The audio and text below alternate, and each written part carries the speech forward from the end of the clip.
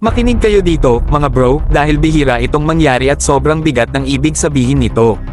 Ngayong taon, magpapadala ang Philippine Navy ng isa sa pinakabago nitong guided missile frigates papuntang Australia para sumali sa pinakamalaking maritime exercise nila.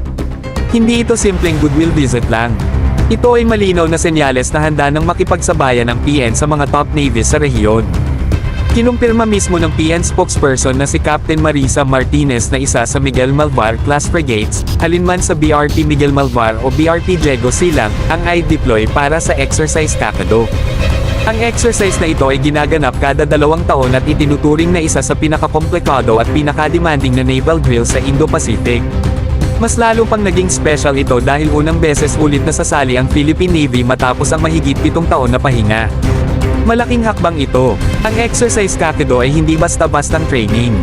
Dito sabay-sabay nag-ooperate ang surface ships, submarines, maritime patrol aircraft, at helicopters mula sa iba't ibang bansa.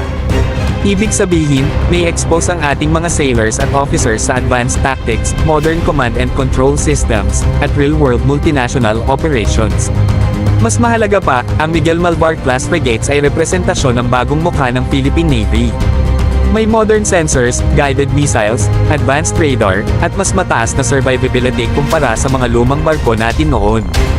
Ang pagsali nito sa Exercise Kakado ay parang leave exam sa international stage, kung saan makikita kung paano tumatayo ang ating modernization efforts laban sa regional standards. Ang Pilipinas ay hindi na lang observer sa regional security, kundi aktibong participant na may kakayahang mag-contribute.